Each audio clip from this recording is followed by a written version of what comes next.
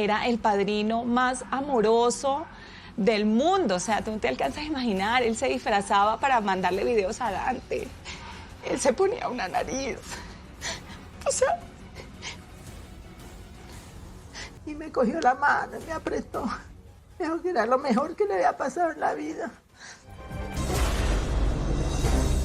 Buenas tardes, soy Diva Yesurún, la única diva de la televisión colombiana. Y aquí comienza Expediente Final. Hoy vamos a hablar de un hombre muy apreciado en nuestra televisión, Alfonso Ortiz, actor de cine, teatro y televisión. Todos a su alrededor sabían que su muerte era cuestión de horas, menos él. Sus familiares y amigos hicieron un pacto para que él no supiera y, según ellos, no sufriera. Guardaba la esperanza que él nunca supo que estaba así. Siempre estuvo con otro ánimo. Contaremos cómo fueron los últimos días de vida del gran artista Alfonso Ortiz, una pérdida incalculable para la actuación en nuestro país.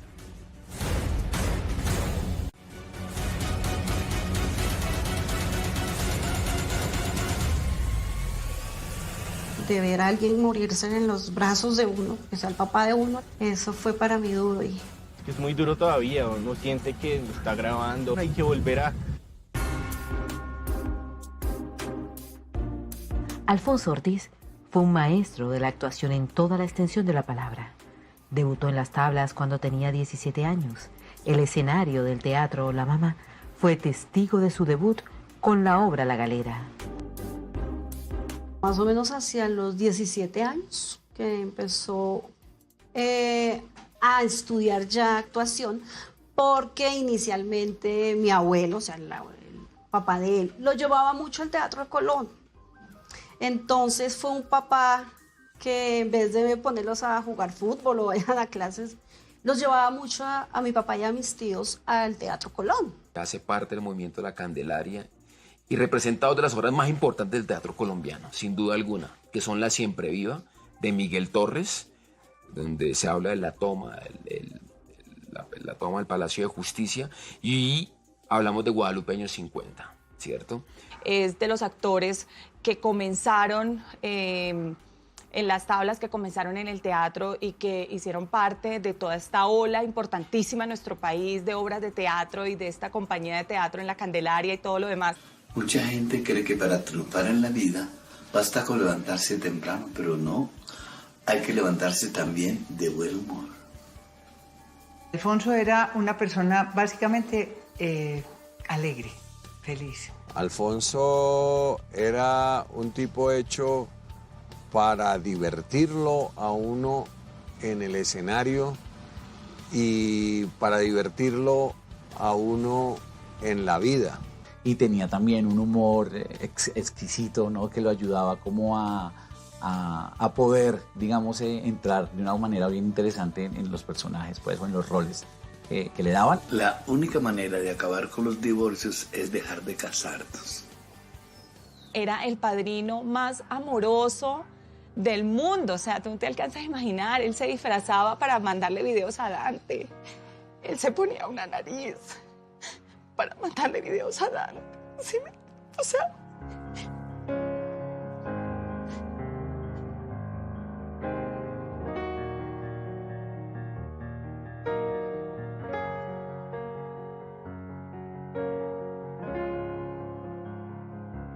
Era demasiado. O sea, a mí cuando Alejandro me dijo, yo quiero que Alfonso sea el padrino de Dante, yo nunca lo dudé. Trabajó 20 años continuos en teatro. Incluso el de la Candelaria dejó una huella muy importante en su corazón. Allí aprendió, se equivocó, se retó, creció y hasta se enamoró. Eso era algo como prohibido, ¿no? En esa época, pues que las mujeres hiciéramos teatro, pues no era como bien visto. Más adelantico, entonces, vino la parte en que, pues, me gusta esto, nos gusta, estamos en lo mismo, entonces, pues, casémonos. A que siga haciendo teatro y no tenga el problema también de la casa y de todo, y ahí, pues, tomamos la decisión y nos casamos. De ese amor nació Alexandra Ortiz, quien junto a su otro hijo, David Ortiz, se convirtieron en la principal motivación para salir a trabajar cada mañana. Nosotros nos sentábamos a hablar a veces horas y horas de la vida, me contaba igual sus experiencias. Yo siempre tuve una buena relación con mi papá, siempre fue mi amigo, mi consejero. Cuando yo nací y todo, él ya estaba haciendo ya televisión, ya veníamos un tiempo ya haciendo más televisión, perdón. Pero claro, o sea, yo crecí digamos, con un papá al que salir a la calle en un momento era una locura, porque lo paraba todo el mundo en la calle, ¿no? Lo paraba mucha gente en la calle. Un día decidió que era el momento de hacer un alto en el camino. El tiempo estaba pasando rápidamente y él necesitaba evolucionar en su nivel actoral y también en su economía. Así que después de mucho pensarlo, empacó las maletas y se fue a aventurar a México. Su esposa Inés y su hija se quedaron esperándolo en Bogotá. Su hijo David aún no había nacido. Pues uno en el teatro fue, y yo creo que sigue siendo, más amor al arte.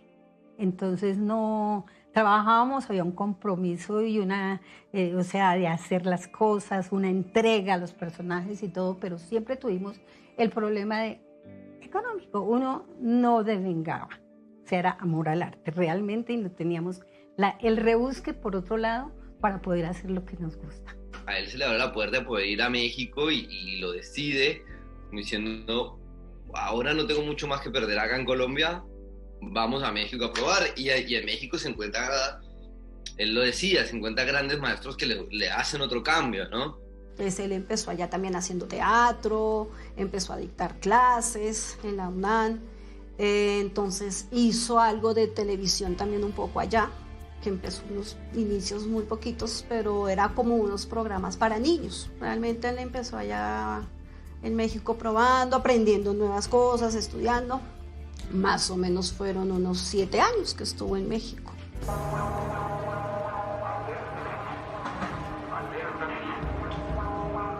Al poco tiempo de haber llegado al país azteca, Alfonso Ortiz vive una experiencia que lo dejaría marcado de por vida. La tierra sacudió a México. Era las 7:17 de la mañana del 19 de septiembre de 1985. El epicentro del terremoto se localizó a 15 kilómetros de profundidad en el Océano Pacífico, cerca a la desembocadura del río Balsas. Las noticias mostraban que el panorama era desolador.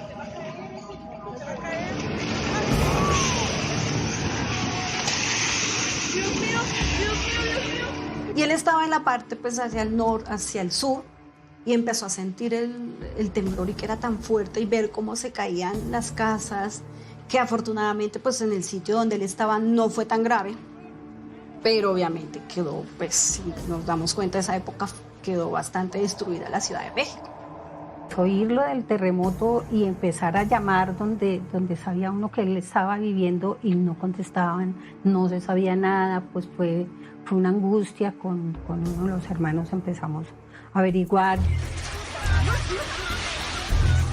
Se calcula que ese desastre natural dejó a más de 10.000 personas muertas. Sumado a ese dolor, 5.000 fueron registradas como desaparecidas. La familia Ortiz Prieto estaba desesperada. No sabían del paradero de Alfonso.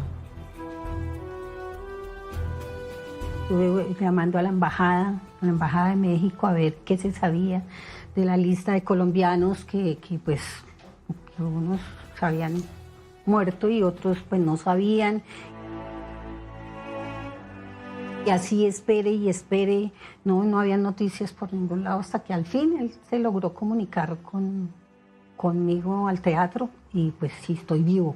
Ay, bueno, ya por lo menos. Ya nos tranquilizamos, y fue cuando él dijo que ya tan pronto él pudiera se regresaba a Colombia, a devolverse y continuar su vida nuevamente acá.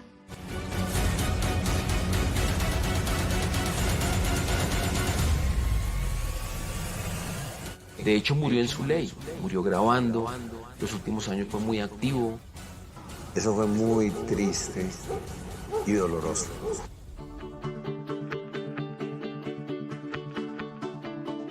Expediente Final está llevando hasta sus hogares la cronología de los últimos días de vida del maestro Alfonso Ortiz, quien luego de haber vivido en México durante 7 años, decidió volver a casa y aplicar lo aprendido en materia actoral en la televisión nacional. En la pantalla chica, debutó en Revivamos Nuestra Historia. Ahí fue donde empezamos los actores de teatro a ser parte, a trabajar en televisión, porque pues había un poco de resistencia de los directores de esa época, que eso fue en el 75,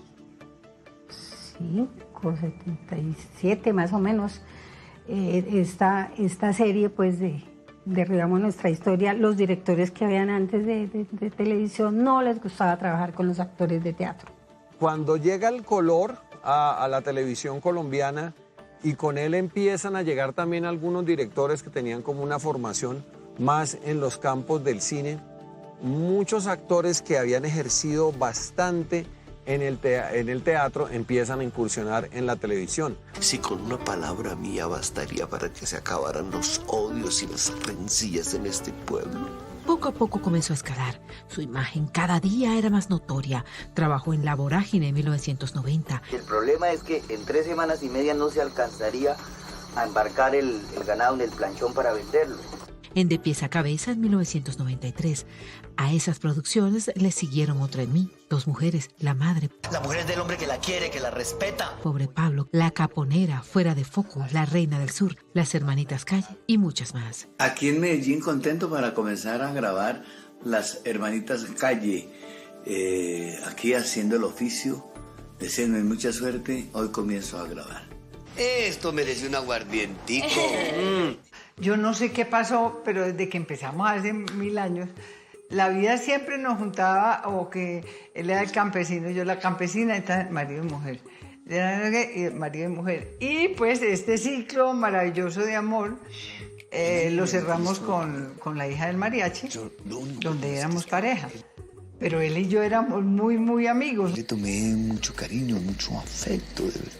Es muy bonito verlo en televisión, verlo en teatro, entonces es como lo llena uno de orgullo verlo presentándose y que tanta gente lo sigue, lo vea. Él es buena persona, yo lo he visto actuar en varias circunstancias. Siempre fue un hombre que estuvo tan comprometido, tan entregado todo el tiempo, ¿no? Porque es que ahí las 24 horas estaba haciendo cosas. Entonces, no, que tengo temporada, pero estoy grabando, corría de la grabación y salía volado porque ya lo estaba esperando casi el público, sentado esperando que él llegara para empezar la obra. Sé que usted, aparte de hacer buenos negocios con la música, también promueve artistas, ¿cierto? De manera simultánea iba formando a las entonces nacientes estrellas televisivas: Angie Cepeda, Miguel Barón y Flora Martínez, Carolina Acevedo, Alejandro Aguilar, entre otros. ¿Le gusta? Dígalo. No, si es de lo más bonita. Si es bonita, dígalo. Hacia el 90 estuvo dictando sus clases y decide montar Caja de Herramientas más o menos en el 91. Ahí es donde él decide, porque ya muchos de los alumnos pues le decían: maestro, pues ¿por qué no monta su escuela? Que nos parece su sistema pues muy chévere para dictar clases. Entonces él empezó con su grupo. Siento que él disfrutaba enseñar, era su vida, enseñar y compartir.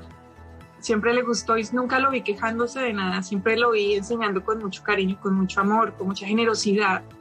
Era entre las grabaciones y dictar clases y él siempre, digamos, fue como, tuvo ese gran poder y ese gran reconocimiento del maestro que fue, ¿no? Yo siento que Alfonso no solamente fue maestro para las personas que estuvieron en Caja de Herramientas y que tuvieron la oportunidad de ser sus alumnos, sino maestro para todas las personas que lo rodeábamos. Para mí fue importante y para muchos fue muy importante, y además más que eso uno lo quería, uno lo veía como el papá, como el guía, como el amigo. Pues como dicen por ahí, la unión hace la fuerza. Cuando uno está arrancando en este oficio, generalmente uno no tiene ni con qué coger un bus. A él no le importaba. No, venga a las clases. Si él veía que había talento, venga a las clases y no me pagan, no se preocupe. Pero así hay cantidades de actores que hoy en día son muy reconocidos en este país, donde tienen esa mano maravillosa del maestro Alfonso Ortiz. Tenía mucha gente que estaba empezando a formarse con él, que después serían figuras en la televisión, o algunos actores que ya aparecían en la televisión y que empezaron a formarse con actores buscando precisamente herramientas para trabajar como actores. Teniendo la contraseña lo del computador es una risa. Eso espero. Yo creo que debemos reconocer que el maestro ha sido muy importante en la carrera de muchos actores en este país, muchísimos. Yo creo que el héroe se vuelve héroe porque después de viajar y aprender y de lograr lo que quiere, regresa a enseñar o a transmitir lo que aprendió. Hay dos cosas que van a estar muy difíciles para el ñoñi. Una, vivir solo. Un día su salud lo puso en alerta. El exceso de trabajo le generó una fuerte carga de estrés y su corazón encendió las alarmas. Ahí, por segunda vez, la muerte tocó a su puerta. Ay, qué pesadilla. Fue hace como 25 años que fue el primer infarto que le dio, que estuvo en cuidados intensivos. Precisamente estaba en esa en grabación, creo que tenía 2 cosas que estaba grabando al tiempo y fuera de eso tenía temporada de teatro y tenía clases. Entonces fue una sobrecarga de estrés y terminó en la clínica, hospitalizado como 8 días o más. En esa época él estaba viviendo con mi mamá, o sea, vivíamos los 3 y a mi mamá la llamaron y le dijeron: Alfonso está en la clínica, en la cardio infantil, y salió corriendo y prácticamente el médico le dijo, bueno, lo revivimos prácticamente. ¿Me lo estás diciendo en serio? Sí, señor. Porque para eso hay que tener una vocación a toda prueba. ¿Estás segura? Sus problemas coronarios se superaron y Ortiz se dedicó a trabajar. Luego de un tiempo se volvió a enamorar. Hola. Nosotros nos conocimos en el 2008. Mi hija salió de un reinado, buscó a escuela de actuación y llegó donde Alfonso Ortiz. Ella llegó a estudiar, yo llegaba a recogerla, yo siempre estaba como muy pendiente de ella, llegaba a recogerla, ahí nos conocimos, pero no pasaba nada. Ni él me gustaba ni yo le gustaba, era muy chistoso. Yo siento una vocecita allá interior que me dice que yo la puedo hacer feliz. Entonces empezamos ya a salir, que vamos a bailar, que vamos a escuchar música, que vamos a cine, le encantaba el cine. Así empezó como la relación. A ñoñi lo que le importa es que los dos nos organicemos. Empezamos a crear una relación más, sí, un poco de padre a hija. Yo lo veo un poco así. Y empezó a hacer el lazo pues más fuerte.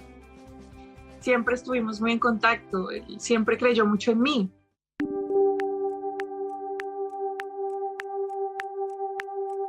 Para el año 2008, su salud volvió a decirle que tenía que cuidarse más. El susto fue enorme. Ya era la segunda vez que su corazón le daba señales de alarma. Jamás se quejó de dolor, pero algo no estaba bien.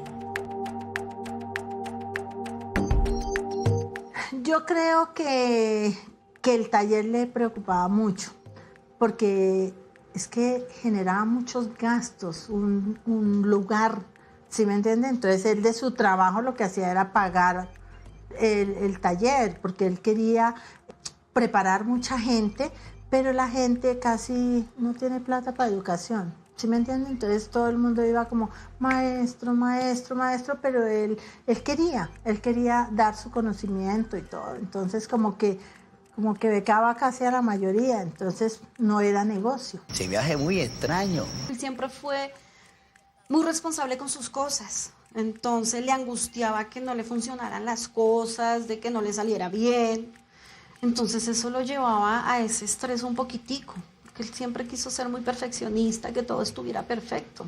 Ay, tantos años de conducta intachable. Doblando el lomo como un descostillado. A pesar de que estaba enfermo y ya no era el mismo de antes, nunca dejó de trabajar. Jamás pensó que la producción El robo del siglo en Netflix sería su último trabajo al aire.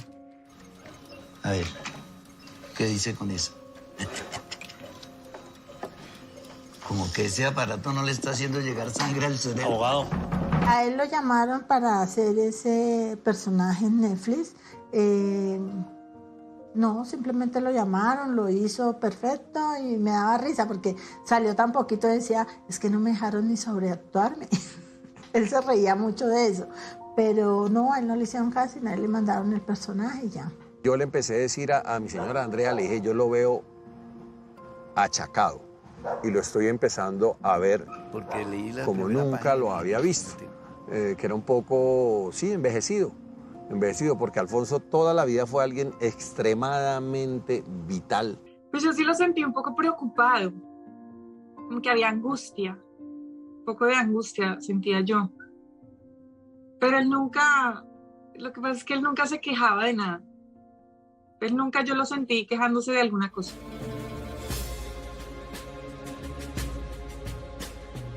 No todo lo investigado ha sido revelado.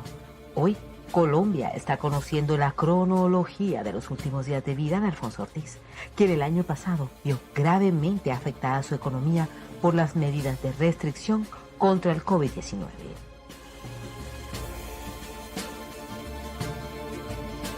Bueno, a raíz de esto de la pandemia, pues él tuvo que cerrar nuevamente Caja de Herramientas porque ya no se podía hacer presencial.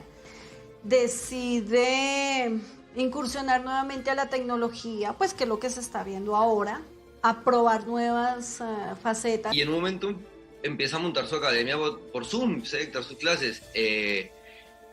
Lo mantenía un poco más cansado, yo lo empecé a ver más cansado en ese sentido. Pienso que él se agotó un poco, donde antes hacíamos un taller en el día y terminamos haciendo 5 y 6 talleres en el día y era sentado en el computador, eran personalizados, era de todo. Entonces yo creo que también lo agotó, pero él decía, Leo, si no hago esto, me muero. Información de última hora. En la localidad de Kennedy fueron violadas todas las normas. Cuando lo empecé a ver así encerrado, como que yo sí lo sentí como un ratoncito encerrado. Entonces su estado de ánimo empezó a cambiar. Entonces empecé a sentir como que empezó también a tener estrés, como que el hecho de estar encerrados, de las noticias, yo creo que sí le afectó un poco. De estar encerrado, yo creo que de todas formas sí le tuvo que haber afectado anímicamente. Lo que pasa es que él era un hombre tan... No sé si de pronto alguien se vaya a molestar por lo que vaya a decir, pero lo digo con todo el amor del mundo, era tan terco que él no iba a aceptar ni que se estaba sintiendo mal, ni que estaba sintiendo algún quebranto de salud, ni que estaba deprimido o desesperado, sino que él todo el tiempo siempre mostraba su mejor cara. La risa es el camino más corto entre dos personas. El 4 de noviembre del año pasado cumplió 73 años, pero en esa ocasión todo fue diferente. Ya no era el mismo hombre de años atrás. Para mí fue muy raro el día de su cumpleaños, porque como fue durante los últimos años, yo lo llamaba, se lo cantaba, nos veíamos, si estábamos trabajando pues a la semana o a los 2-3 días íbamos a comer. Y lo noté con un ánimo muy diferente al de siempre. Ese día, digamos, yo hablo con él, lo veo por Zoom, hablamos. Yo ese día lo veo ya muy bajo energía. Entonces, ¿qué pasa? No me pasa nada. ¿Qué tienes? No, yo no tengo nada. Alfonso, ¿por qué no vas donde el médico? ¿A qué si yo estoy bien? Lo llamé temprano el 4, pues para darle el feliz cumpleaños y lo sentí muy desganado. Como muy ahogado, como estoy cansado. Yo le dije, ya voy para allá, cogí el carro y me fui. Llegué allá y estaba acostado, 11 de la mañana. Estaba haciendo algo para Canal 13, estas cosas pequeñas que estaban, y pues estaba bien, allá lo atendían muy bien. Y estaba muy feliz porque estaba grabando un nuevo proyecto, porque allí estaba Diana Ángel, porque estaba reencontrando con unos amigos, porque lo estaban tratando muy bien, eso lo tenía muy feliz. Entonces era bonito verlo también tan activo que estaba en el teatro, luego verlo en Netflix, verlo en televisión, seguía igual activo, muy activo. 3 días después, el sábado 7 de noviembre, su pareja sentimental lo notó diferente. Presintió que algo estaba pasando y de inmediato tomó cartas en el asunto. Cuando llegó Leonor a recogerlo, entiendo que estaba incluso con su vestuario del personaje ahí listo, que se sentía mal y le dijeron, no, el maestro está aquí sentado como esperando, está un poquito cansado, pero esperando que se recupere para entrar a escena. Lo vi muy morado, muy morado. Yo pensé que lo habían maquillado incluso. Y yo les pregunté, ¿Alfonso está maquillado? No, no está maquillado. Le dije, él está infartado. Ya, necesito llevármelo ya, sáquelo del aire, por favor. Una silla de ruedas que había ahí, lo sacaron, lo metieron al carro y ya. En el carro yo empiezo a tomarle la prueba de la sangre para la diabetes y la tenía en 580. Él nunca se quejó, él nunca dijo nada. Entonces ella también hablaba con los chicos de la producción y ellos le decían, pero pues nosotros realmente no sabíamos que él estaba así, que estaba sintiendo eso y que estaba pasando por esa situación. Yo recibo la llamada de que está en el hospital, o sea, que lo están llevando al hospital, y ahí empieza una semana de incertidumbre de decir, primero en un año tan complicado de los vuelos, de los aeropuertos, y el estarle diciendo, bueno, yo necesito llegar, ¿cómo hago para llegar? O sea, yo el día que compré el pasaje para ir, prácticamente le di la vuelta al mundo para ver por dónde entraba. En la clínica Reina Sofía diagnosticaron que Ortiz había sufrido un infarto. La sorpresa fue enorme para la familia. Solo lo veían decaído. No pensaban que estuviera tan mal. Y ahí empezó la historia. Allá que corra para allí, corra para allá. Ese día estuvimos todo el día en la Reina Sofía. A las 9 de la noche le dieron el traslado para la Clínica Colombia a una UCI. Y cuando nos dicen que realmente era un infarto, pues todos quedamos sorprendidos, porque nunca nos imaginamos que fuera a ser un infarto. Nos imaginamos cualquier cosa, menos eso. Una vez entró, pues era como, no, va a salir bien. O sea, Alfonso es guerrero y no creemos que vaya a morir. Estuvo 5 días en la UCI. Ya fue cuando la doctora me dijo que ya no había nada que hacer. Que Alfonso era una vela que ya se estaba apagando. Me dijo, él es una velita, ya se está apagando.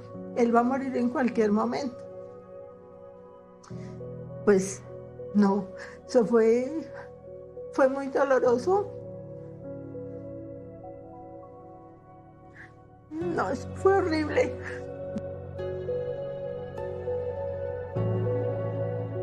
Y cuando Leo nos contó que los médicos le habían dicho que no había nada que hacer, pues fue muy doloroso y fue muy abrumador y yo decía, ¿cómo que no se puede hacer? Siempre hay algo que hacer, siempre se puede hacer algo, siempre hay algo que hacer. El problema de la diabetes llegó tan alto que no tenían que tratarla y al tratar eso el corazón empezó, pues la arteria tapada, a ver si lo operaban, le hacían de corazón abierto o de pronto una válvula o algo, y el problema el azúcar, controlándole eso, le afectó el hígado, le afectó el riñón y ya la última fue lo de los pulmones.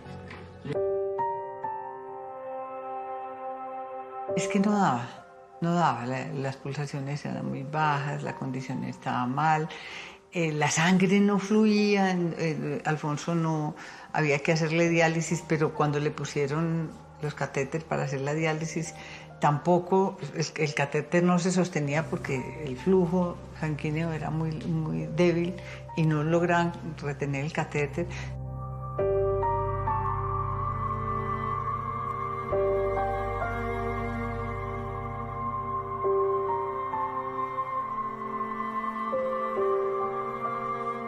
Yo allí eso genera mucha impotencia porque arrogantemente yo le dije a uno de los doctores, que lo hablamos con Ana Karina, si era un problema de la salud, la EPS, ¿qué podemos hacer nosotros? ¿Qué podemos hacer? Nosotros pagamos y eso. Y el doctor me dijo, como, no, estás muy equivocado, es que no es de plata, es la vida.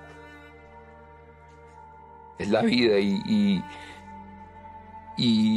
tienen que darle calidad de vida porque se les va.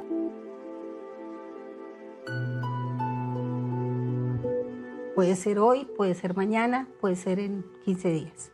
Entonces era eso y tratar yo de comunicarle a mi hija que estaba en una grabación fuera de Bogotá, cómo decirle que estaba mal, que de pronto se podía ir. Él no sabía que estaba a puertas de la muerte. A través de un pacto de amor entre ellos, quisieron protegerlo del dolor. Yo le preguntaba a él, a mi papá, le digo, ¿cómo te sientes? Me dice, bien, ahí un poquito cansado, pero ahí voy a salir de estas. Pero pues no le dimos porque ya lo de los paliativos, al saber que era eso, de que él no iba a dictar sus clases como iba a ser antes, que él ya no iba a tener su vida como él la tuvo. Yo siento que él de pronto sabía, muy en su interior, era un hombre demasiado sabio para no saber que se estaba yendo y que se estaba pagando. Pero decírselo yo creo que era más doloroso y era tormentoso para él y para nosotros. Realmente nosotros no sabíamos cuánto iba a durar, entonces, ¿para qué generarle una angustia y una ansiedad y un dolor y una pena? No, él sabía que estaba infartado, pero no sabía ya tanta cosa. Entonces sufrió porque él decía, yo no quiero estar en un hospital. Él siempre me decía, yo no quiero ser problema para nadie. Yo no quiero que me estén limpiando ni nada, yo prefiero morirme. Y él siempre me lo recalcó, no lo recalcaba a la familia, que él no quería estar en ese estado. Si llegaba a suceder de tener que estarse en una camilla o en una silla de ruedas, él no quería, que él prefería irse pronto para no ser de pronto carga para nosotros, como sus hijos, como su familia. Siempre me lo dijo. Yo realmente tampoco me imagino a Alfonso sentado en una cama o en una silla sin poder trabajar, sin poder funcionar, sin poderse reír, sin poder ser independiente. Para él eso era terrible, llegar a ese estado de depender de pronto de alguien que lo cuide, que le dé, porque como iba la cosa, uno sabía que se estaba deteriorando cada vez más. Pero fue en un momento, en días, ¿no? Entre sueños él hablaba más o menos y él recordaba cosas del teatro, recordaba cosas de la escuela, porque era lo que hablaba. Él, por ejemplo, decía, no, la fila está larga, hagamos la fila allí. Era como, pues, consciente de lo que estaba hablando, pero toda la noche fue así. Él hablaba cositas. Él tenía momentos, ¿no? Él volvía por momentos, él estaba contigo y se iba, pero lo paradójico era que para él el tiempo no había pasado. Él retomaba los 3-4 minutos con el mismo tema. Esos son ya como alucinaciones de cuando una persona se va a ir, recordar sus momentos y sus vivencias. Estoy atravesando por un momento de mucha confusión. Y su compañero de cuarto me decía, no, él en las noches solo actúa. Pero aquí, soladita, siempre actuando.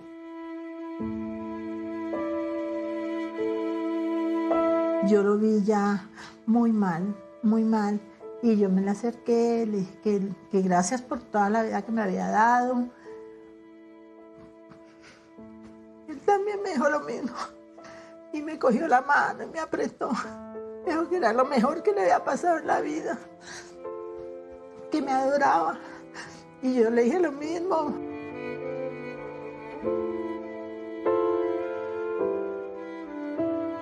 tenía sus ojos pero abiertos cuando él era así, más o menos, los ojitos apagaditos. Él hablaba, me miraba y volvía a cerrar los ojitos.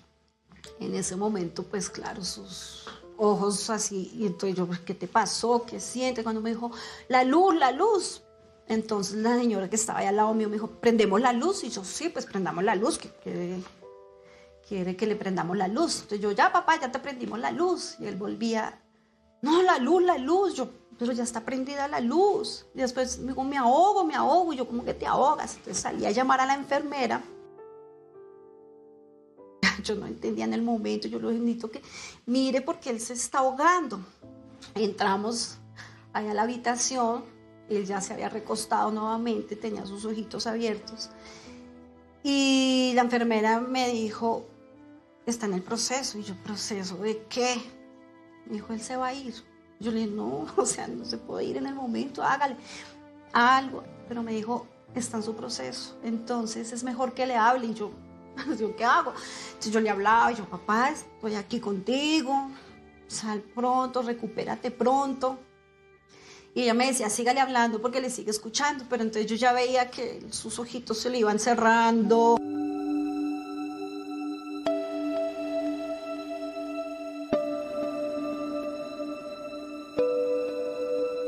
El 12 de noviembre de 2020 se apagó su vida. Yo en el momento no, pues uno entra como un estado de shock, yo creo. No entendía porque yo no quería que todavía se fuera, la verdad. Para mí es duro, mi amigo, mi papá, mi guía.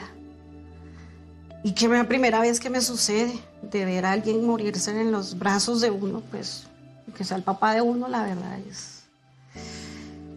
eso fue para mí duro. Y nos dio un poco duro con lo de la partida, pues él estando tan activo no esperábamos algo así que fuera a pasar. Me llamó mi hija, que fue la primera persona, apenas él se fue, la primera persona que me llamó fue a mí, llorando, lógicamente, pues.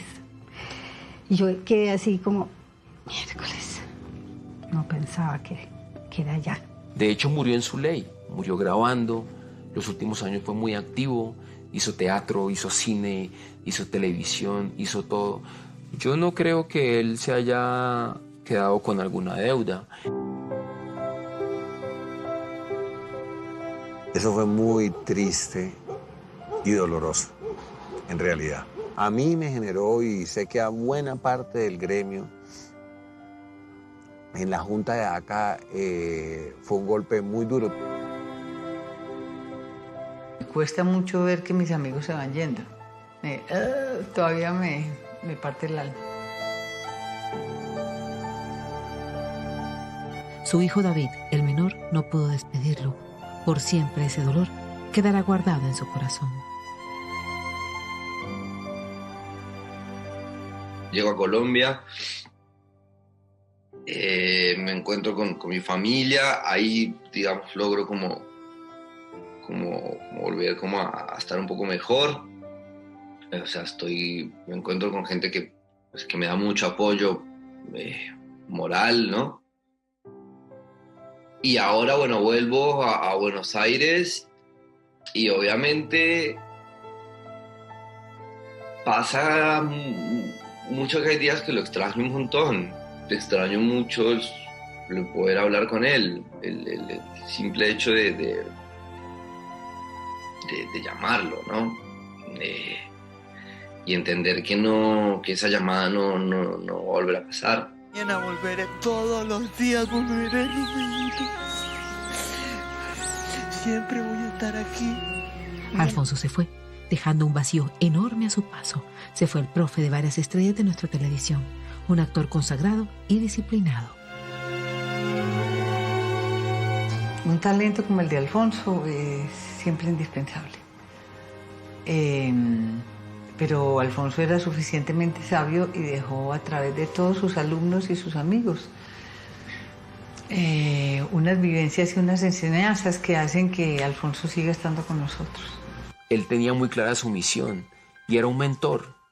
Y eso creo que todos tenemos que agradecérselo, porque finalmente dedicarse a enseñar, dedicarse a salvarle la vida a tantas personas, porque yo creo que eso hace absolutamente poderoso al máster. Tocó muchas vidas y rescató muchas vidas. Sé que muchos de los actores de este país hoy se despiertan huérfanos y siempre tendré que agradecer que rescató mi vida. Él hizo todo lo que quiso. Yo creo que él hizo todo lo que quiso. O sea, yo creo que él se fue muy en paz con la vida. Creo que nadie se puede quedar de Alfonso, porque pues Alfonso siempre te dio, siempre tenía el corazón abierto, los brazos abiertos, todo abierto para que fueras, y si uno lo llamaba, él siempre estaba ahí. Él, la verdad, no fue muy creyente de la iglesia, aunque hizo muchos personajes de cura. Entonces entramos en un momento de, pues, cómo hacer el ritual, si lo hacíamos o no, como a él le hubiera gustado. Finalmente decidimos hacerlo como dicen, pues sí, en la iglesia. Cuando nosotros, la misa, yo decía, no, pero es que no le gustaban las misas. El cura parece que hubiera sabido que Alfonso era como ateo. Hizo una misa increíble, o sea, fue generoso. Su despedida en la funeraria fue bastante concurrida a pesar de esta pandemia. Es muy duro todavía, uno siente que está grabando, que salió a algún ensayo, que fue a alguna, hay que volver a... Alfonso para mí es una de las personas más importantes de mi vida. Y se va en un año muy complicado para, pues, mundialmente y obviamente, particularmente para mí. Su escuela sigue funcionando, pero ahora sin él, varios de sus alumnos más aventajados trabajan para darle continuidad a lo que fue el gran proyecto de su vida.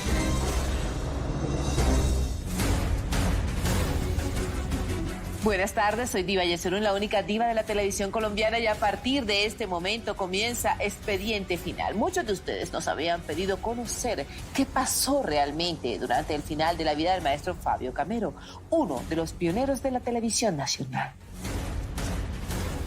Tú entendías exactamente lo que quería decir, era un verdadero maestro. Uno de los galanes favoritos que siempre tuve, porque tenía una voz muy bonita, muy agradable. Todo un ícono y toda una historia del arte dramático en Colombia. Camero fue mucho más que un actor famoso, fue productor, locutor, libretista y director, e indiscutiblemente uno de los personajes más representativos de la radio y la televisión en Colombia. Todo el mundo, cuando uno llegaba, estaban hablando de la actuación de Fabio. Era el malo de la película siempre.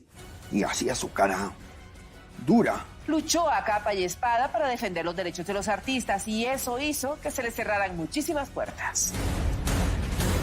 Hubo una época donde mi papá no lo volvieron a llamar a televisión. Lo aislaron.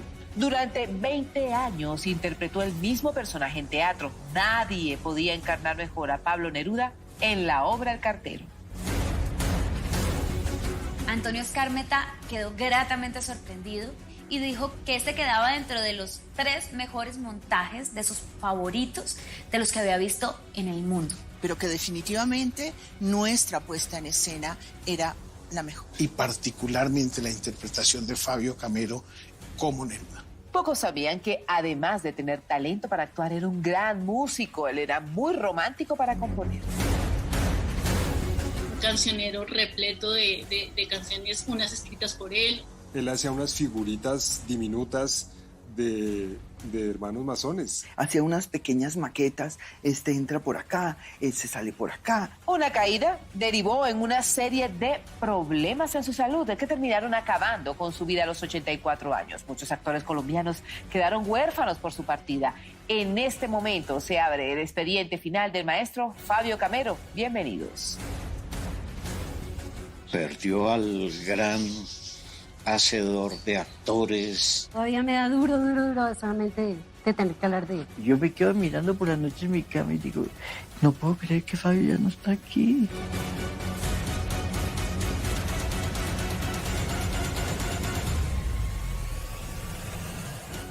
Mari, mi papi está malo. Córrele para la clínica.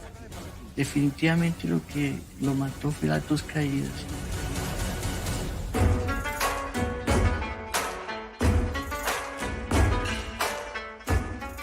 Fabio Camero le debió su formación personal y su amor a la radio a su abuela, una mujer valiente que se dio a la tarea de criarlo. Mi papá fue hijo único, lo crió mi bisabuela Blanca porque mi abuela María Julia, con el mismo nombre mío, murió muy joven. Porque la mamá de Fabio, ella fue más bien como débil, más bien, ¿no? Entonces ella era la que se hacía cargo de Fabio. Egresado del Colegio San Bartolomé, pues recibió una gran educación del Colegio San Bartolomé. Desde muy niño se notó que tenía un enorme talento artístico. Ingresó a la radio cuando tenía solo 13 años y nunca más se pudo separar de ella. Dicen que fue su relación más larga. Sé que mi bisabuela desde muy pequeño lo fue encaminando a que empezara en Radio Nacional. Él inició ahí y posteriormente su nombre sonó muchísimo en la cadena radial Caracol, en la época dorada de las radionovelas. Y él fue director de radionovelas muy notable. Él fue una de las personas que me llevó a la radio. Voy a decirte adiós, pero no llores. Nos separa la mano del destino. Su voz fue y continúa siendo icónica, a pesar de que irónicamente no le gustaba escucharse. Él decía que su voz era horrible, pero era una tonalidad muy explotable además, porque eso le daba la facilidad de interpretar personajes malosos. Era gruesa, parecía un trueno, pero era cálida, proyectaba, daba confianza, daba una sensación de confraternidad. No era una voz común, era una voz singular. Y eso impactaba en cada uno de los personajes porque le daba la personalidad y el carácter a cada uno de esos personajes. Era muy versátil. Era lo que más quería porque él decía que él le desarrollaba a la gente su imaginación en grande. Donde hacía radionovelas de aventuras. Él era Camilo el Valiente, la gente llegaba a su casa y escuchaba y se imaginaba el hombre alto, bien plantado, que mi papá lo era, porque mi papá fue un hombre muy atractivo. Él fue galán de las novelas de radio que grabábamos. Era el galán fijo. Uno de los galanes favoritos que siempre tuve, porque tenía una voz muy bonita, muy agradable. Fabuloso, eso que era el galán de las radionovelas, por la voz, más que todo. En la década de los años 60 se radicó en México. Quería aprender más del mundo del entretenimiento.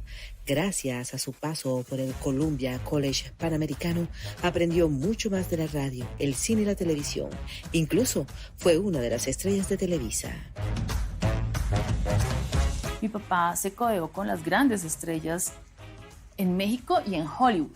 México era la cuna del cine en Latinoamérica, era una buena escuela. Ellos empezaron como empiezan todos, o sea, con papeles muy pequeños, con figurantes, doblaron, hicieron locución. Tengo entendido que fue una época difícil, pero productiva. Él se forma en la Autónoma de México como actor. Era un hombre de teatro. Él admiraba mucho a los mexicanos. Él era siempre ponía de ejemplo el sindicato de actores mexicanos a los mexicanos y pues lo manifestaba, ¿no? Estando en México, recibió una llamada telefónica que lo puso contra la espada y la pared. Su abuela, quien prácticamente era su mamá, estaba muy enferma, al borde de la muerte, y eso lo hizo empacar maletas y volver a Colombia. Pudo haberse quedado, pero no se quedó porque mi bisabuela estaba muy solita. Entonces, él de pensar en su mamá blanquita, tan sola y ya mayor, que era su abuela, eso lo trajo para Colombia nuevamente. Camero regresó a Bogotá para ponerse al frente del cuidado de la salud de su abuela. De manera paralela vuelve a las tablas. Incluso alcanzó a dirigir la obra teatral Mi mujer es un conflicto. La reconocida actriz Flor Vargas y el carismático Fernando González Pacheco eran dos de las estrellas principales. Era una rumba porque ahí trabajaba Pacheco. Y Pacheco nos mataba cada vez que salía al escenario. Y Fabio se ponía furibundo, pero furibundo, le daba una... porque era que entraba al escenario y nos hacía reír. Camero nunca dejó de trabajar. Incluso se desempeñó como director de medios de la Universidad Nacional. Tenemos aquí en el apartamento una biblioteca casi de 3.000 libros donde el 60% son de teatro. Mi papá se los leyó todos. Él cantaba, él componía, él escribía, él actuaba, bailaba. Papá hacía de todo lo que tuviera que ver con artes y lo entendía muy bien. Vivía para el arte dramatizado. Él hacía todo. Dice, el artista debe leer bien para poder interpretar. No basta con andar estirando el cuello como un ganso para que todo el mundo lo vea. Fabio dijo que hay mucha gente que actúa, pero que hay muy pocos actores. Yo creo que esa es la frase de Fabio. Luego de 3 años, llegó ese momento al que tanto le huyó Fabio Camero, la muerte de su abuela. Eso fue devastador para él. Porque ella lo crió, ella lo enseñó, era una mujer también muy preparada. Eso fue para él terrible, bien duro, bien duro.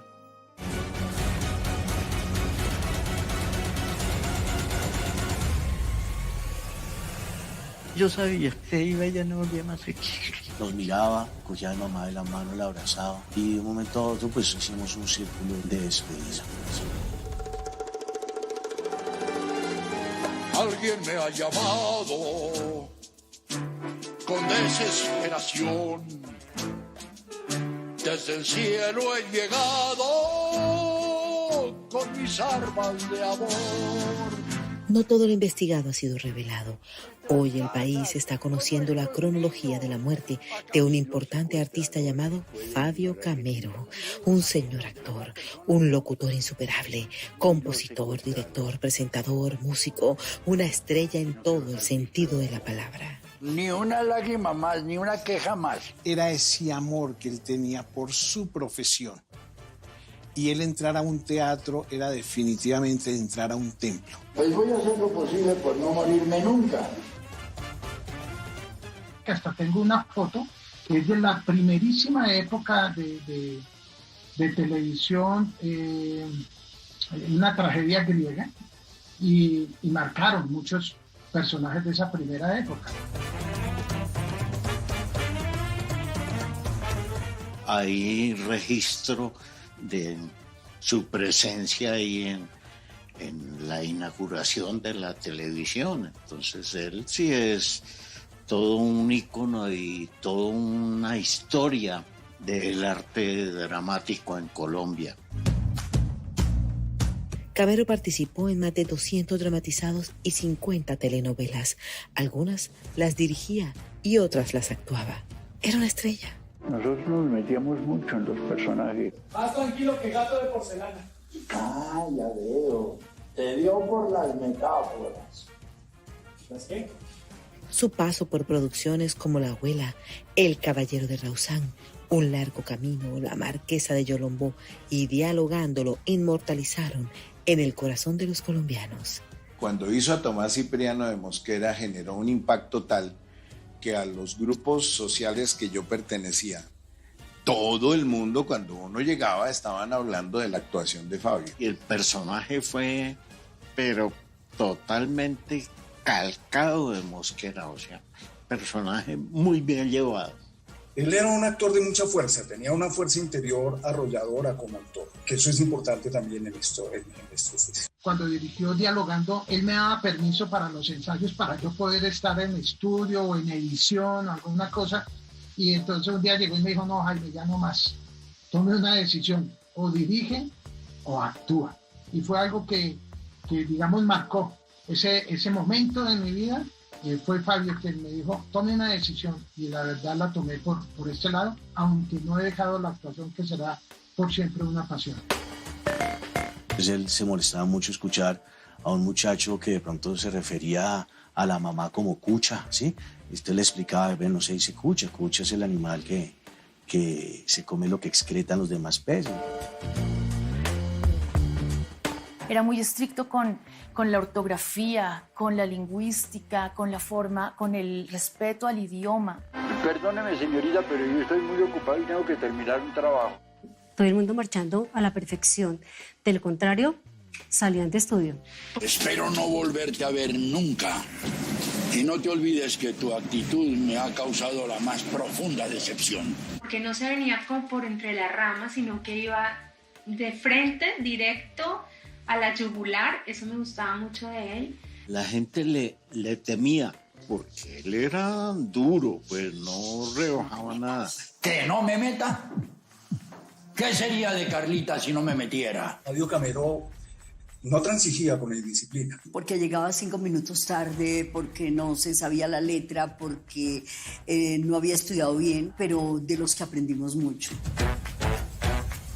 Muy disciplinado, él tenía como una especie de cartillita donde él colocaba en una letra perfecta todos sus pies, su letra, la tenía ahí en un librito pequeñito. De una vez le pintaba la joven con el otro, cuando se daban el beso, cuando se caía. Y verificar que sus actores lo comprendieran y lo interpretaran tal y como él lo había hecho y con los gestos que él pedía que hicieran. Y entonces, así mismo era riguroso con los actores. No, mira, aquí te paras, no, das 2 pasos aquí, Si yo en la escena anterior dejaba este bolígrafo aquí y a la siguiente esto no estaba, paramos, pasa el bolígrafo allí. No me estorbe, me está quitando tiempo, por favor. Muchos decían que Fabio es muy bravo, sí, muy no, tenía su genio. Pero los comentarios por mi papá era, aprendí, logré una cantidad de cosas, yo soy quien soy por Fabio, entonces creo que el resultado habla por sí solo. Mi forma de pensar, mi forma de sentir, mi forma de hacer las cosas están marcadas por mucho de lo que él me enseñó. Y para mí fue un gran maestro, porque yo terminé los últimos años de Dialogando, yo dirigía Dialogando. ¿Por qué estás llegando tarde a recoger a Valentina? Los trancones. ¿Sí será eso? Actuaba con tanta pasión que hacía que el público confundiera la realidad con la ficción. Y solamente con voluntad se pueden hacer cosas maravillosas sin necesidad de un estímulo de eso. La gente arrancó a tirarle piedra a Fabio y darle patadas porque lo identificaban con el malo. Eso muestra la fuerza escénica de Fabio. Fabio era el de los malos. Fabio era por su cara, por su voz. Era el malo de la película siempre. Y hacía su cara dura, porque a él le gustaba la perfección. Acariciaba hasta el vestuario de sus personajes de teatro, con esa disciplina que se dedicaba a su maquillaje, sin exagerarlo. Era un maestro, sin lugar a duda. Señora, aquí Pablo Neruda. Ajá. Algo para agradecerle a su amable Carlita. Adoraba hacer teatro, tanto como adoraba hacer radio. Me tocó el Fabio montado en un escenario aquí varias veces en diferentes obras, con éxito total. Era un hombre que respiraba arte, era amante de la poesía y los clásicos de la literatura. Siempre había artistas, música, dramaturgia y lírica a su alrededor. Bohemio, le gustaban los tragos, cantaban. Con Bernardo Romero hacían muchas reuniones por las noches.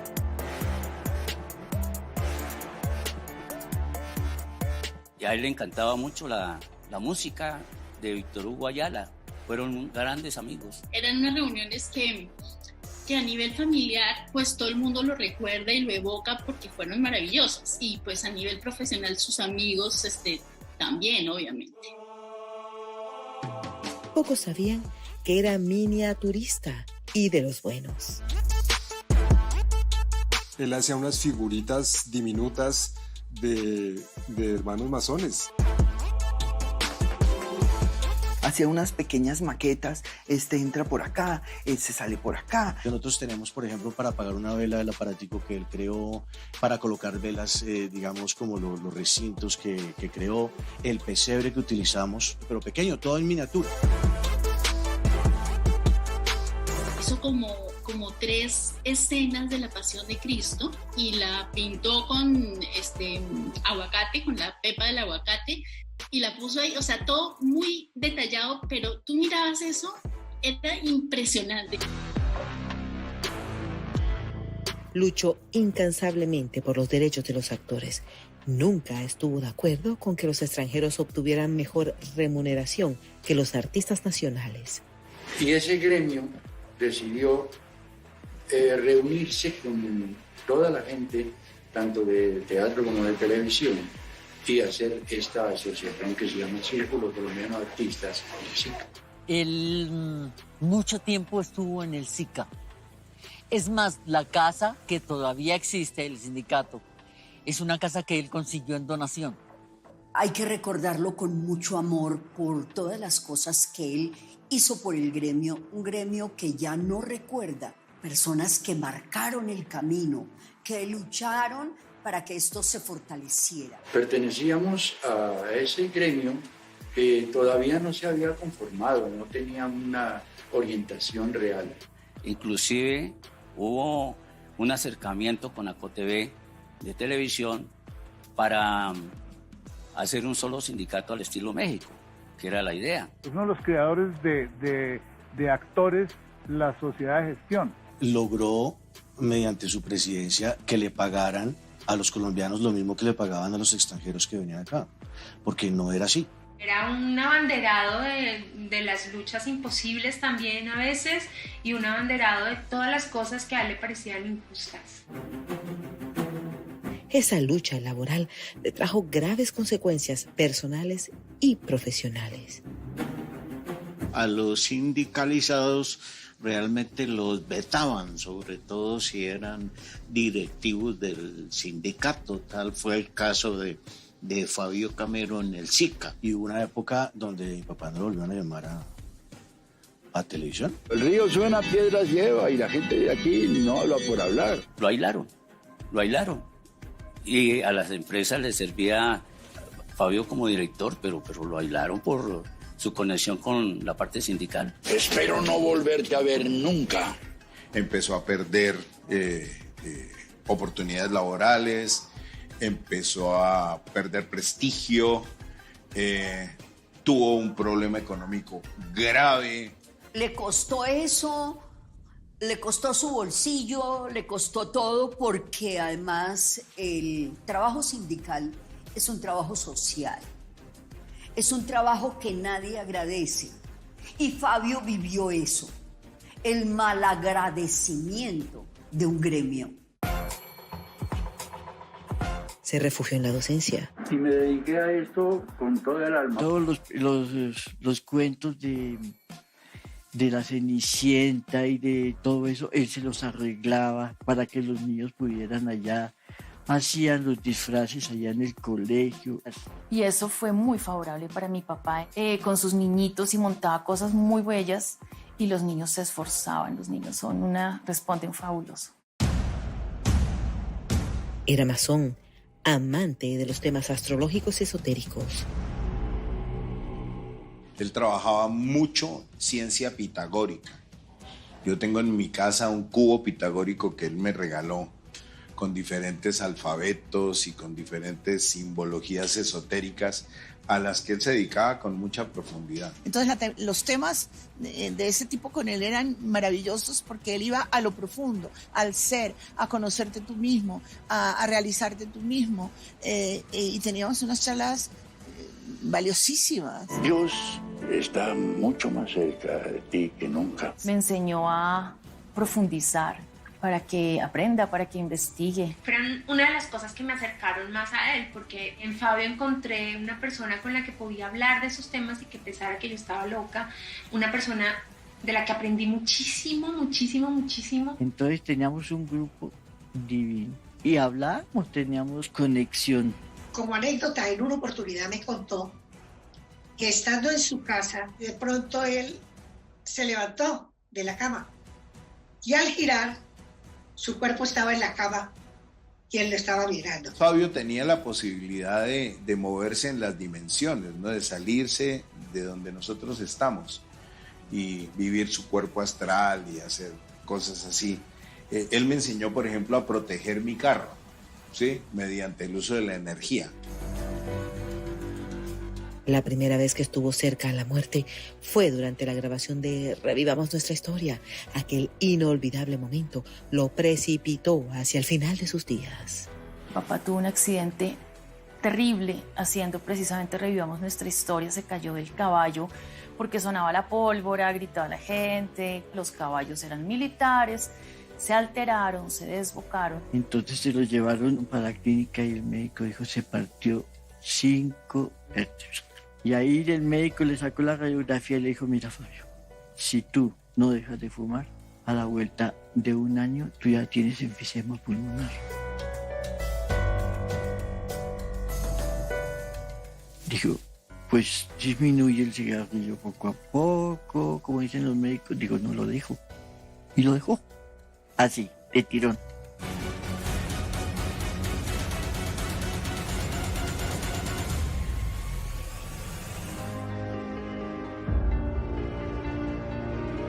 Hoy abrimos el expediente final de Fabio Camero, un personaje talentoso, fuerte, aguerrido, a quien una caída no logró vencerlo, pero sí dejarle una triste y dolorosa experiencia. Mi papá cantaba y todo, y de pronto un día...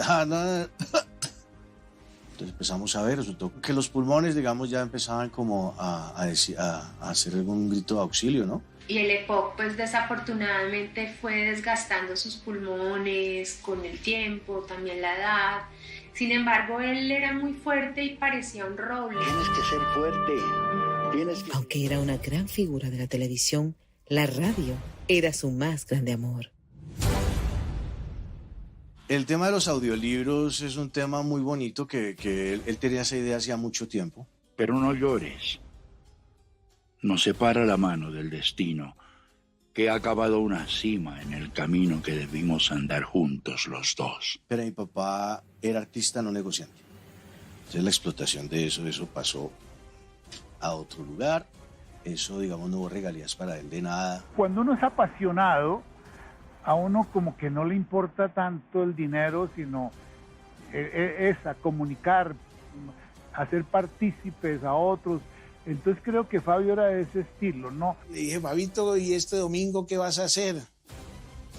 Y me dijo, voy a visitar enfermos. Y le dije, ¿tienes algún familiar enfermo? Y dijo, no valdría la pena, porque al familiar enfermo hay que visitarlo, no a un enfermo desconocido que tal vez necesita de que yo vaya a acompañarlo. Ni los secuestradores pueden ignorar que tienes familia. El día del funeral de mi padre, que nunca se me olvida, me dijo... no te quedas sola porque tu papá va a estar contigo y me deja a mí aquí encargado de ti, así que no te quedas sin un papá porque ahora tienes otro. Y así fue desde el fallecimiento de mi papá hasta el fallecimiento de Fabito. Él fue mi papá. Tú serás feliz porque vivirás tu propia vida. Para mí un abrazo de él era la delicia, era sentirme súper protegida, como que no me iba a pasar nada. Y claro, todos disfrutábamos de esos abrazos fuertes, cálidos, fraternos de un padre. Que inspiraba una seguridad impresionante. O sea, tú ganabas un abrazo de él o tenías la confianza de mi papá y era algo que, por lo menos en mi caso, es como cuando tú te sientes en tu guarida seguro, ¿no? Aquí en la isla se sale de sí mismo cada rato. Dice que sí, que no. En la obra El cartero dejó el corazón. Su actuación en esta puesta en escena se volvió una lección para las generaciones que lo admiraban. Y la obra es un poco impactante y es conmovedora y es triste y es alegre, pero era un goce permanente. Entonces Neruda eran poemas y en algunos momentos de ese poema, con el manejo de voz y esa interpretación que daba Fabio y el movimiento que le daba a ese personaje y la cadencia, llegaba verdaderamente a conmover al público a través de ese personaje.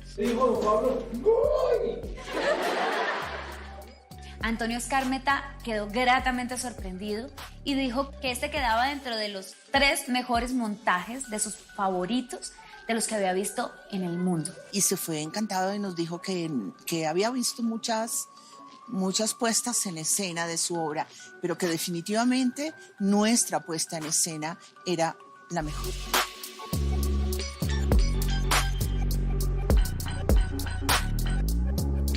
Y particularmente la interpretación de Fabio Camero como Neruda. ¡Don Pablo! Trabajando en esa obra teatral se cayó y se fracturó en 4 partes distintas el pie. Seductor de menores. Salió encandilado por las luces y había una escalera y él no se dio cuenta y cogió hacia la escalera y se cayó. 4 metros se cayó. Sentimos un golpe y no sabíamos qué sucedía, veíamos movimiento afuera, pero seguíamos en escena. Las dos estábamos muy asustadas porque en escena no sabíamos qué había pasado con Fabito. ¿Y usted cree que va a perder gravedad si se sienta? Y llegué y le dije, Fabito, paramos la obra. Dijo, no, ni de riesgos, mijo. Y él terminó. Entonces todo el mundo era aterrado porque él primero su trabajo y después sus dolencias. Parecen unos hombres que están buscando algo. ¿Qué buscan? ¿Quiénes son? Y él mismo se entablilló. Llegó un momento en que nos tocó usar silla de ruedas y él manejó eso con el personaje y lo aprovechó inclusive. Mario, ¿qué haces aquí? Verlo en una silla de ruedas que acababa de tomar, como si lo hubiera tenido toda la vida, bailando con la silla de ruedas. Eso fue alucinante, o sea, ver eso yo decía, ¿cómo es posible? Eso fue para nosotros una lección, no solamente de vida, sino de profesionalismo. Y terminó su obra con el pie roto y bueno, todo esto. Pero ahí comenzó a deteriorarse su salud. Aún así siguió haciendo teatro, filmó una película con el niño del Señor de los Anillos. Siguió trabajando normal, pero con el tiempo se volvió oxígeno dependiente. No creo, no. No, ella nos quiere mucho. Hacia el año 2015 eran evidentes sus problemas de salud. Y empezó con una cosa, después con 2, después con 3, y todas eran complicadas, pero una de las más difíciles era el aspecto cardíaco y respiratorio de mi papá.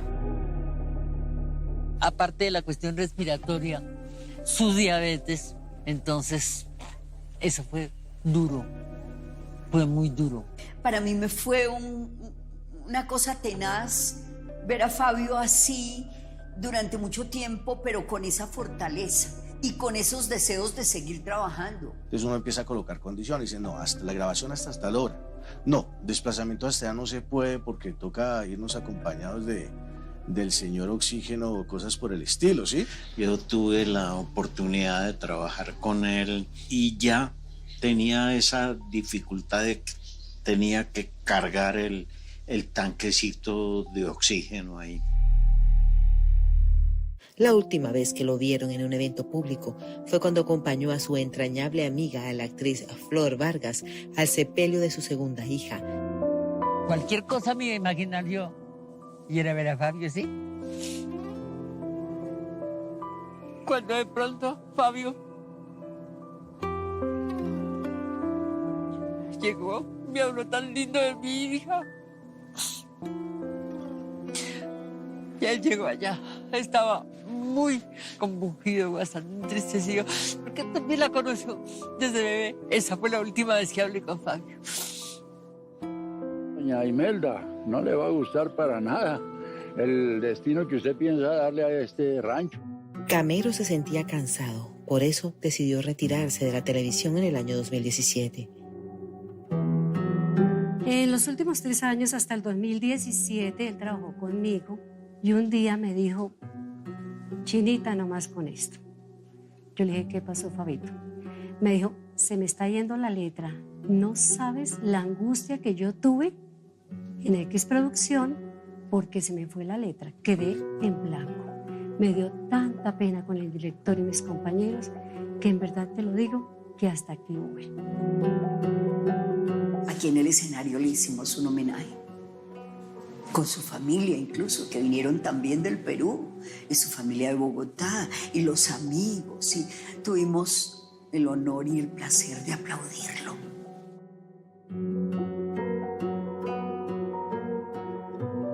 Extraño una escena donde siempre que la hacíamos yo pensaba, ¿será esta la última vez? Y ahí, solo en esos segundos, era Jenny diciendo, ojalá no sea la última vez, pero si es la última vez, quiero decirte que te quiero con el alma. Y yo sentía que me respondía, no el personaje, sino Fabio Camero diciendo, no sabemos, pero también te quiero. Y él mismo nos dijo, Guillo, este va a ser mi último momento que me voy a subir con este personaje. Era consciente de su capacidad de salud ya inclusive.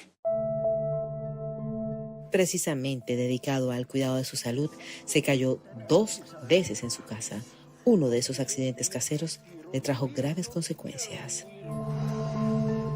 A Fabio definitivamente lo que lo mató fue las 2 caídas. Yo preciso ha salido con mi mamá. Y cuando llegamos lo encontramos que se había caído y se había fracturado el brazo. A partir de ahí sí las cosas fueron muy difíciles para él, era complicado. Mari, mi papi está malo. Córrele para la clínica. Nos turnábamos dependiendo el tiempo que tuviera uno u otro, dándole cariño, dándole apoyo. Lo vi que se habían inflamado los pies, pero así. Y eso era por el agua que tenía en el pulmón. Y luego pues se metió la sangre y luego sacar la sangre. Y las caídas de una persona de tercera edad es un tema que va, en vez de intentar evolucionar, involucionando todo. El último tiempo en la carrera infantil fue muy impactante porque él estaba en su cama de enfermo como con unas 6 máquinas. Entonces eran muchos cables y eran muchos monitores y muchos pitos y muchos sonidos. No era chévere, era impactante. Yo sabía que se iba y ya no volvía más aquí. Yo sabía. Familiares de todas partes del mundo llegaron a acompañarlo a la clínica. Era un hombre muy amado. Se me alcanzó a zafar una lágrima ahí, sí. Porque fue de comunicación interna. Un día antes del deceso, entonces yo llevé un esfero, una hojita, y le decía, escríbeme. Y él ahí tengo el papel. Y me escribe una cosa ahí.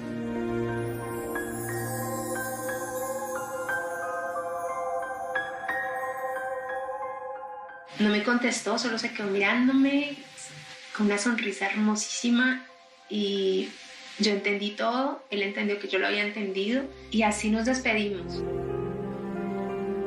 Ahí fue una despedida grande con un beso. Se me escurrieron las lágrimas de verdad. Estuve, lo acompañé, lo abracé. Fue un momento muy emotivo, muy lindo. Y veía que ya quería irse. Ya es la hora, me tengo que ir, muy feliz.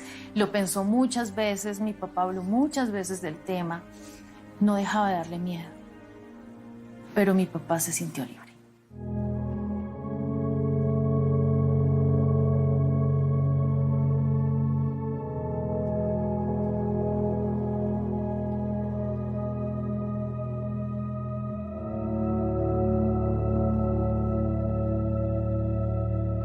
A las 6 de la tarde del día 6 de noviembre de 2019, el ícono de la radio y la televisión apagó sus ojos para siempre.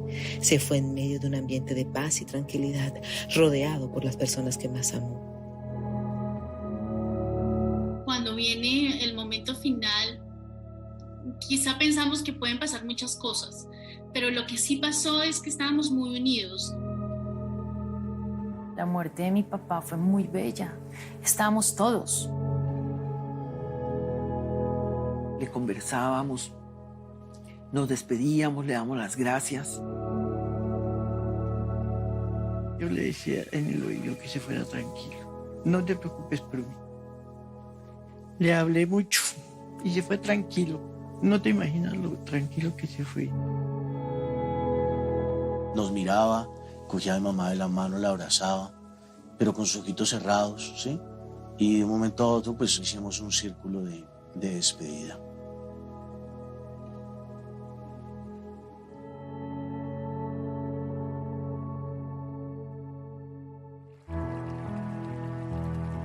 Sus cenizas reposan en un jardín del Teatro La Baranda, en el municipio de La Calera, en Cundinamarca.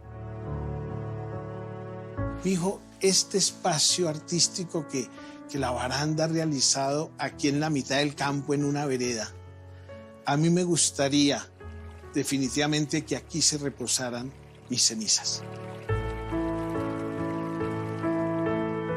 Es un jardín que hizo Guillermo, muy bien elaborado, muy bien pensado. Es un jardincito y ahí han crecido flores. Es un homenaje a Fabio. Es un homenaje permitir que sus cenizas estén allá.